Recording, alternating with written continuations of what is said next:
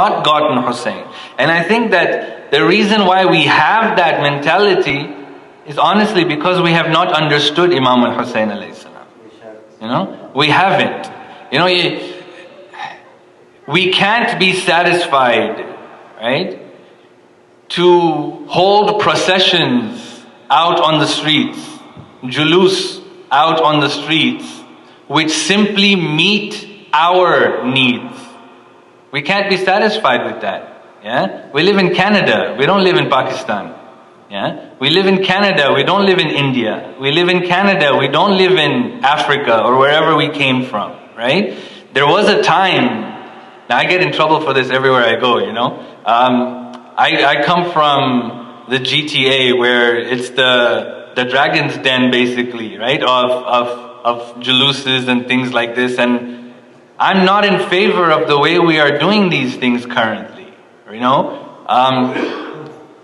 What message, honestly, we got to think about this.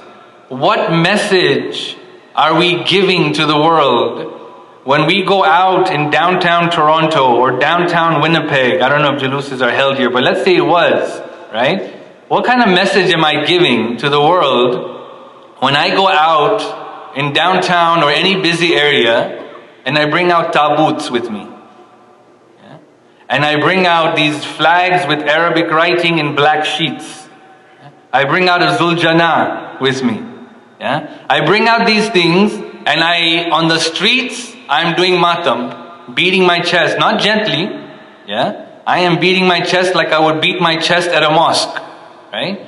I'm asking you, what message are we giving to the public? Yeah? If you, I'm not, you know, if you were to see this, like just flip the script for a second, right? Like if you were to see a bunch of skinheads, you know, wearing their jeans and their bomber jackets with their heads shaved, and they're out there with these Nazi symbol flags, and you see 100 of them, 200 of them, 300 of them. Are you going to go and say, hey, what's happening here? Yeah? No, you're going to run away. You're going to run away, right? Last year in Toronto, there were brothers who were talking to the people who had just stopped to watch what was happening. Things are being recited in Urdu. There are black flags that look like ISIS flags. Yeah? There is matam that is happening. It's cold and they are doing matam. And so they asked the people. They said like, hey, what do you think is happening here? And you know what their response was? They said, we thought this was an ISIS march. Yeah? What message of Imam al-Hussein are we giving? Be honest to yourselves. What kind of message? If I want to go out in a Juloos for my needs, for my spiritual needs, then do it in the parking lot. There's no need to go out in downtown Toronto. Yeah? But the moment I step out of my property, I am now spreading the message of Imam al-Hussein to the world, not for me anymore. You understand what I'm saying? I'm not saying don't do it. Do it. There are ways to do it. There are times to do it. No one's going to stop you from doing what you want to do in your own mosque. But the moment you step outside, you know, we don't realize that between cultures alone, between Shia cultures, there is confusion about what happens in the moments of azan. I was in LA, true story. Yeah, I was residing in Los Angeles. I was residing at an Iraqi center. And one of the brothers from that center went to a Pakistani center for one of the nights because he was closer to his work.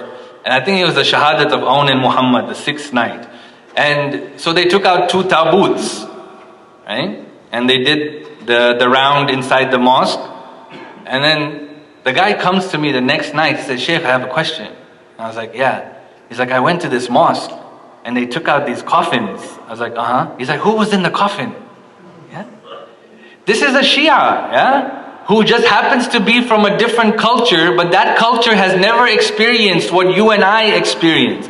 If there is confusion between the own madhab based on cultural differences, imagine the kind of perception we're giving to people, right? The reality is that we can no longer have that mindset that Hussein is just mine.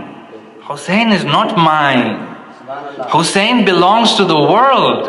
And if I want to give the message of Imam al-Hussein alayhi salam to the rest of the world, it has to be in a language and in a form that the rest of the world can accept. Sallu ala Muhammad wa ali Muhammad. Salli ala Muhammad wa ali Muhammad. And you know, if right now you're finding it hard what I'm saying, right? That's okay, you live with it. Yeah? You live with it, think about it, you'll understand. You'll understand, right? Because it's logical. It's logical that if you are intimidated by something, and it's natural to be intimidated, right?